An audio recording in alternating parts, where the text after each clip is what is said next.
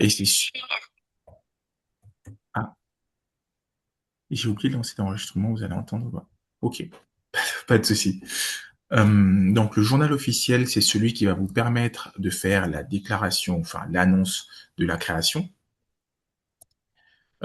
Et ça, en fait, vous allez trouver plusieurs prestataires qui vont proposer ça, cette déclaration-là. Euh, et ensuite, la création du compte. Donc la création du compte, c'est quelque chose d'assez classique. Vous allez simplement bloquer des fonds qui vont servir d'apport sur un compte. Une fois que c'est déposé, la banque va vous envoyer une sorte d'attestation de dépôt qui va vous servir pour la création de votre entreprise. Donc, ce sont les trois grosses formalités qui sont à réaliser. Donc INPI pour ce qui est des créations, parce que ça se substitue aujourd'hui au greffe, journal officiel et banque. Les trois structures que vous allez normalement solliciter pour la création de votre entreprise. D'accord. Tu avais une autre question? Non, Non? merci. D'accord, je t'en prie. Donc, sur la slide 8,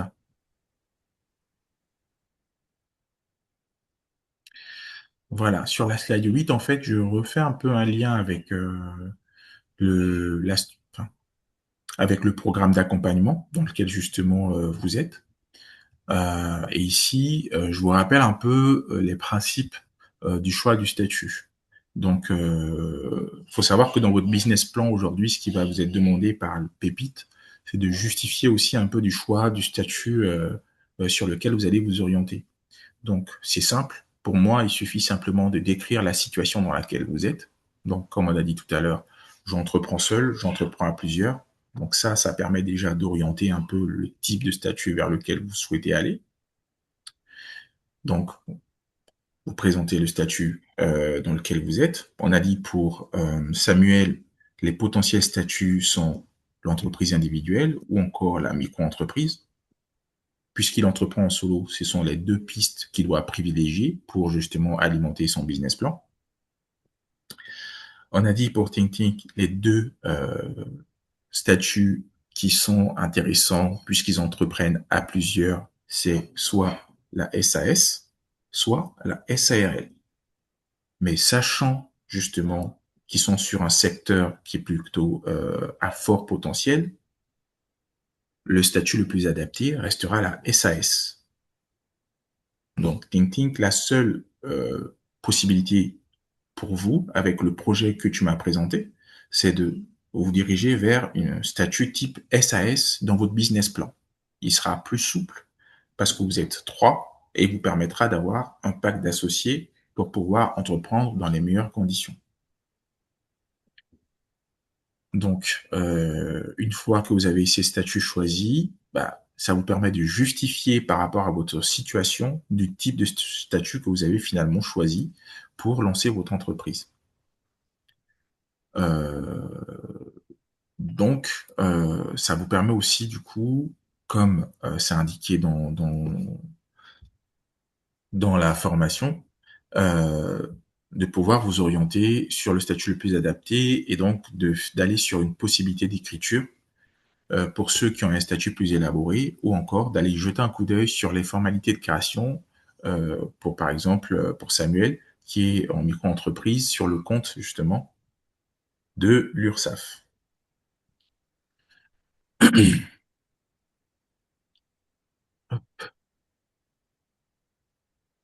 Sur la slide 9, du coup, je fais un peu un petit récap de ce qui est attendu par le jury. Et ce qui n'est pas attendu, c'était un peu aussi la demande de Carrie de pouvoir vous orienter de façon à ce que vous ayez des éléments de base simples, que vous puissiez comprendre les différences entre les statuts et que cela puisse vous orienter pour la finalisation de votre business plan.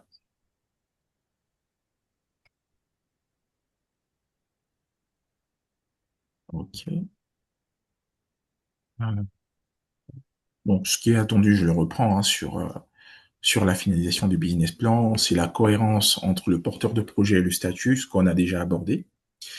C'est le réalisme de votre approche, donc c'est également ce qu'on vient de voir par rapport à vos projets et par rapport à vous dans vos projets.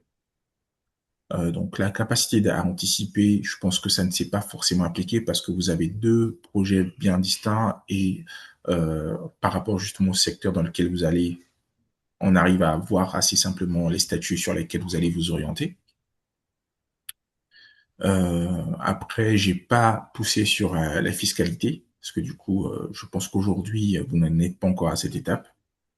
Donc tout ce qui est optimisation juridique, on l'a pas forcément abordé. C'est plutôt sur les choix par défaut euh, et ce que vous devez justement réussir à expliquer, vous, par rapport à votre statut juridique. Est-ce que par rapport à ce qu'on s'est dit, vous comprenez pourquoi vous devez aller vers un statut plutôt que l'autre? Oui. De mon côté, il y a pas de souci. D'accord. Oui, je pense aussi. Ok. Pas de questions sur? Peu importe le type de Ah, question d'ailleurs, j'ai envie de dire. Tant qu'on est, on reste dans du pour juridique. l'instant, ah si, peut-être une question. Euh, Par exemple, j'avais pensé dans le futur, pourquoi pas, euh, à essayer de créer une sorte de boutique ou en tout cas un site qui Mhm. serait basé sur la location de matériel dans Oui. la photo ou autre. Donc, dans ce cas-là, enfin, quelles sont les possibilités que j'ai dans l'évolution du statut juridique? Mhm. Alors, même quand on est entrepreneur individuel ou en micro-entreprise, on a la possibilité d'avoir un site Internet. La réglementation à laquelle on doit se conformer quand on a un site Internet ou lorsqu'on a, par exemple, une page web ou une page sur les réseaux sociaux, c'est de répondre aux normes du RGPD. Donc, c'est la réglementation un peu qui cadre les rapports et la gestion des données entre le commerçant et le client. Donc, pour cadrer ces relations-là, il faut simplement que tu penses à rédiger tes conditions générales de vente, tes conditions générales d'utilisation, et donc qu'il soit fait mention de ces éléments-là sur les cookies ou les pop-up que tu vas utiliser sur ton site Internet. Il n'y a pas vraiment, par rapport à ton secteur d'activité, de contraintes qui vont t'empêcher d'avoir de site. En revanche, ce qui peut être préjudiciable, c'est si tu n'as pas de cadre général pour l'accompagnement justement des personnes qui vont sur tes pages. Donc, avec ton site, enfin avec ton statut, ce que tu devras faire lorsque tu vas créer ta société ou lorsque tu vas te déclarer en tant qu'entrepreneur individuel ou micro-entreprise, c'est simplement indiquer dans l'écriture que tu fais une activité, enfin annexe. Ou est-ce que j'ai un modèle de statut? Ah zut, je l'ai pas envoyé à Laurie. Je vais te montrer un exemple. En fait, quand tu vas créer ton entreprise, tu vas dire bon voilà, moi Samuel, je crée une entreprise de photographie. Tu vois? Ça, c'est la phrase basique. En revanche, ce que tu peux faire, c'est je crée une entreprise de photographie et d'éléments annexes, par exemple, à la photographie ou une activité ou d'activités connexes à la photographie, quelque chose comme ça. Et ça voudra simplement dire que non seulement tu es dans la photographie, mais tu fais aussi de la vente ou de l'accompagnement dans la photographie. En fait, tous les éléments qui tournent autour de la photographie, tu serais susceptible de pouvoir les réaliser, par exemple. Donc Ok. rien qu'avec ce type de phrase, ça te permet de ne pas être enfermé uniquement dans la prise de photos, mais de pouvoir faire de la vente, par exemple, d'appareils photo, de pouvoir faire d'autres prestations en lien avec ta passion. Ok, d'accord, tout en gardant du coup le statut de micro-entrepreneur ou entrepreneur Tout à individuel. fait, tout Ok, à fait. d'accord, merci. Hmm, je t'en prie. Donc sur la slide 10, le statut juridique, du coup, il n'est pas figé, hein, c'est quelque chose qui est appelé à évoluer. Le seul risque quand on entreprend et qu'on a déjà un statut, c'est bien de s'assurer que ce statut peut évoluer. Par exemple, lorsqu'on a un projet à fort potentiel mais qu'on est en solo, on va beaucoup plus être sur des statuts type EURL et SASU. Parce qu'on sait que lorsqu'on va vouloir évoluer, quand on aura des investisseurs ou un potentiel partenaire, à ce moment-là, on va simplement faire une modification au sein de l'INPI de greffe, et donc une publication au journal officiel, qui va faire que notre SASU va pouvoir être changé en SAS, ou que notre EURL va pouvoir être changé en SARL. En revanche, Lorsqu'on est sur des statuts micro-entreprise ou entrepreneur individuel, ce sera un peu plus complexe. On sera obligé de clôturer notre entreprise pour pouvoir en réouvrir une autre. Parce qu'aujourd'hui, les deux seuls statuts qui permettent de passer d'une entreprise, enfin d'un entrepreneur solo à un entrepreneur à plusieurs, c'est la SASU et le URL. Donc, il faut bien avoir cette perspective en tête lorsqu'on entreprend. Ensuite, privilégier l'explication. Donc, j'en reviens au business plan en disant simplement que le business plan, ce sont les outils, les données qui vont vous permettre d'habiller votre projet juridiquement. Donc, c'est des données qui ne sont pas à négliger. Au contraire, il faut être attentif là-dessus et ne pas hésiter justement à consulter, par exemple, des personnes qui sont déjà dans votre secteur d'activité ou de voir, par exemple, des sites qui sont déjà créés lorsqu'on va se lancer dans la création d'un site pour pouvoir avoir toutes ces matières-là et pouvoir s'en servir comme base pour pouvoir aussi avoir des outils adaptés à notre secteur d'activité. Beaucoup d'entrepreneurs font cette erreur quand ils font leur business plan de ne pas vraiment étudier la concurrence. C'est un élément juridique important. Pourquoi? Parce que vous allez remarquer que vos concurrents, en général, quand en tout cas c'est des grandes structures, sont à jour de la réglementation.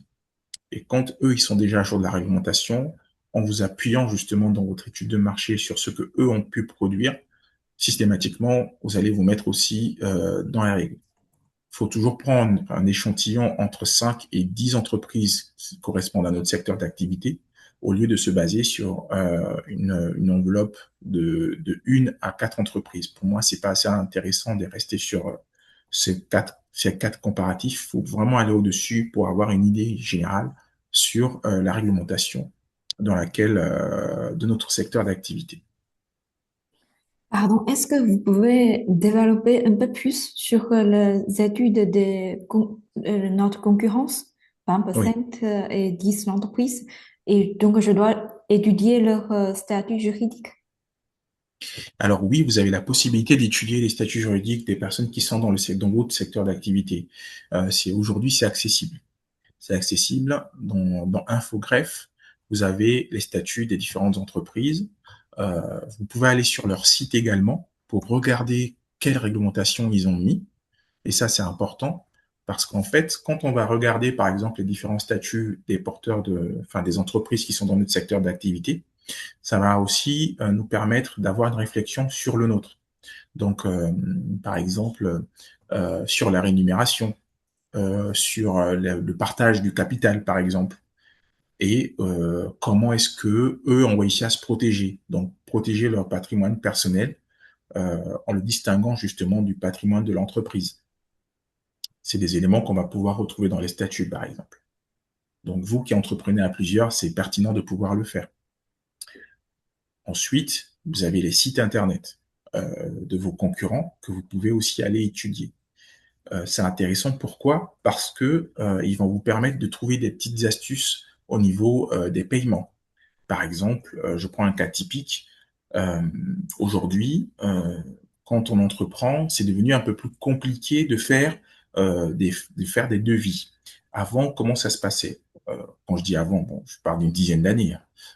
Avant, on était sollicité par un client, on allait faire un devis et on allait l'envoyer. Une fois que c'est fait, euh, le client devait peut-être remplir un autre document, le signer, le retourner. Alors qu'aujourd'hui, dans le devis, le formalisme veut que dans le devis, on a tout ce qui est mention légale. Donc, on va voir, par exemple, certaines personnes qui vont mettre dans leur devis les éléments du contrat. Donc, les conditions générales de vente, les conditions générales d'utilisation. Et ça, c'est une sacrée astuce. Pourquoi? Parce qu'une fois que votre client signe le devis, il se retrouve engagé.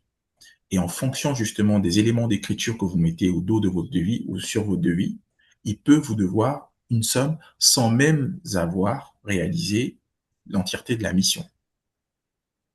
Donc, c'est des petites astuces comme ça que vous pouvez trouver, mais c'est des astuces qui sont tellement pratiques qu'on ne va pas forcément apprendre en formation, que ce n'est qu'en étudiant justement vos concurrents directs que vous allez pouvoir un peu les relever et les tourner à votre avantage. Je ne sais pas si j'ai pu répondre à ta demande du coup.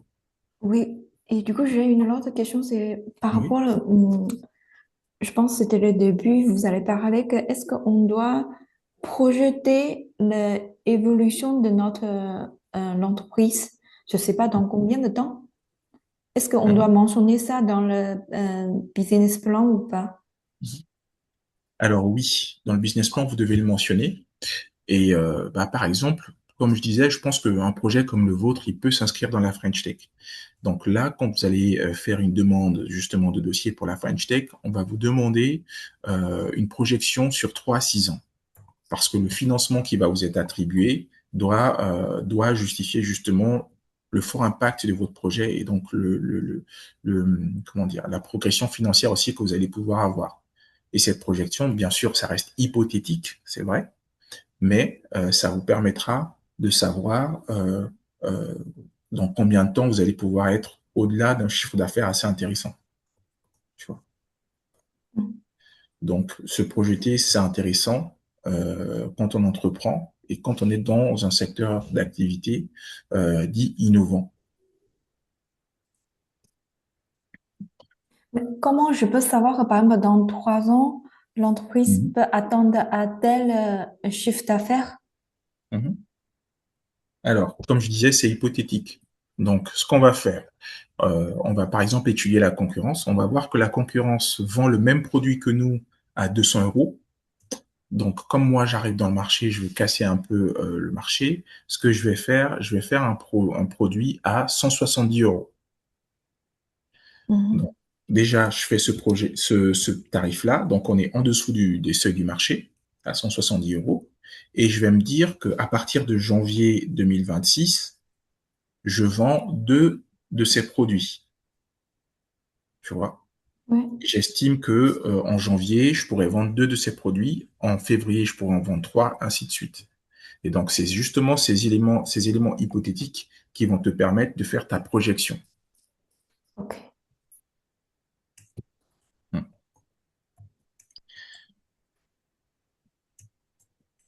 Mais là, je pense qu'aujourd'hui, sur votre business plan, si c'est pas encore assez élaboré, vous pouvez toujours demander l'appui. Je pense que Pépite travaille en lien avec des comptables. Donc, je pense que pour la rédaction, et même quand bien même, quand vous allez candidater à la French Tech, vous auriez aussi un appui comptabilité sur ce secteur-là, parce que c'est un accompagnement aussi qui est fait, je crois, sur 3 ou 6 mois pour l'élaboration d'un business plan. Euh, Sinon, au pire des cas, vous demandez à Karine si elle souhaite nous solliciter là-dessus. On se fera aussi un plaisir de vous accompagner. C'est pas une difficulté pour nous. Hop. Donc, oui. Ok. Donc, est-ce que vous avez d'autres questions? Non, pour moi, c'est bon. Merci beaucoup, en tout cas. Ouais, bon, Merci beaucoup. Ok. Bah, c'était un plaisir pour le coup. Laurine, Oui, alors je t'ai partagé également la fiche pratique. alors oui, oui, oui, je l'ai, effectivement.